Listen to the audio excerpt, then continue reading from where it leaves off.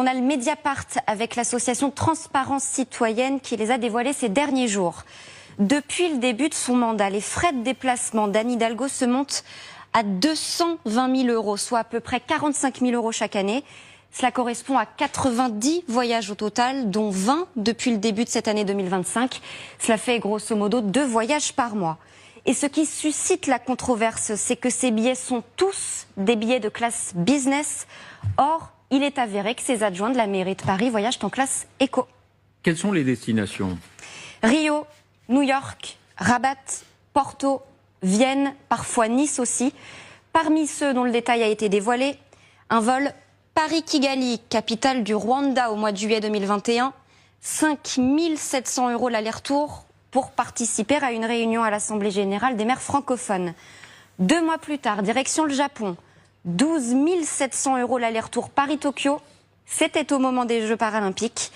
En 2022, l'Argentine, Buenos Aires, 9 000 € le billet, un congrès des maires.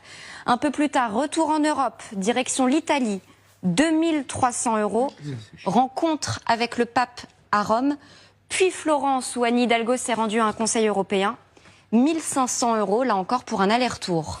On change de continent, octobre 2023, Afrique, Bénin, 7 000 € le billet, un autre congrès des maires, ou encore Dubaï, 5 500 €.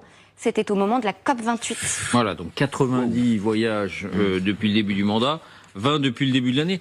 Il y avait déjà eu tout un débat au moment du déplacement en Polynésie française, Lucille. Oui, lorsqu'Anne Hidalgo et 5 de ses collaborateurs avaient pris la direction des tropiques, officiellement pour visiter les installations de surf des Jeux Olympiques, puisque c'est là-bas qu'allait se dérouler l'épreuve. Elle avait en réalité, Anne Hidalgo, passé 2 semaines auprès de sa fille qui venait de s'installer sur l'île de Tahiti. Et voilà qu'on prend connaissance des montants du voyage. 41 000 € de billets pour elle et son équipe, soit 7 000 € par personne. À l'époque, son équipe avait assuré qu'elle avait voyagé en classe éco, ce que dément Mediapart aujourd'hui. Anne Hidalgo aurait voyagé en classe business à l'aller et en classe éco au retour. Retour qu'elle aurait réglé de sa poche. Son adjoint aurait-il mal compris? Chacun en jugera. Et donc ces voyages, ces révélations ont suscité une séance houleuse hier au Conseil de Paris. Oui, c'est d'abord la fréquence et les destinations très souvent à l'étranger. Bon, la plateforme ne veut pas que je vous montre ces chiffres. J'ai fait une vidéo hier où je disais que je voulais me présenter moi aussi en tant que mairesse, parce que purée, on peut voyager à l'œil sur votre dos. Mais visiblement, ça ne plaît pas à la plateforme qui ne veut pas la montrer. Donc du coup, je vous la refais.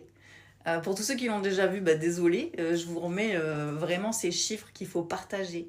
Parce que c'est un truc de fou. Parce que vraiment, ils essayent vraiment qu'on ne puisse pas vous les montrer. Donc moi, je vous les repartage parce que moi, je trouve ça ahurissant. Et oui, j'aimerais être mairesse de Paris, moi aussi, pour pouvoir voyager dans le monde entier sur votre dos. Malheureusement, ça ne se passera jamais. Mais enfin, c'est fou quand même qu'elle puisse voyager comme ça, tranquillement. Sans qu'il se passe rien, en classe business, enfin je trouve ça fou, enfin je ne sais même pas à quoi ressemble la classe business, et je trouve ça dingue qu'il montre ces chiffres et qu'elle s'en fiche complètement. Regardez ça aussi. Cette ville, je l'incarne partout dans le monde. Quand même, c'est comme ça qu'on me voit. Moi, j'en suis très fière. Et je suis très heureuse de porter aussi toutes les Parisiennes et tous les Parisiens qui, vous savez, me disent quoi? Ils me disent merci de faire ça pour nous. Merci de porter haut et fort les valeurs de notre ville et de la faire rayonner à l'international.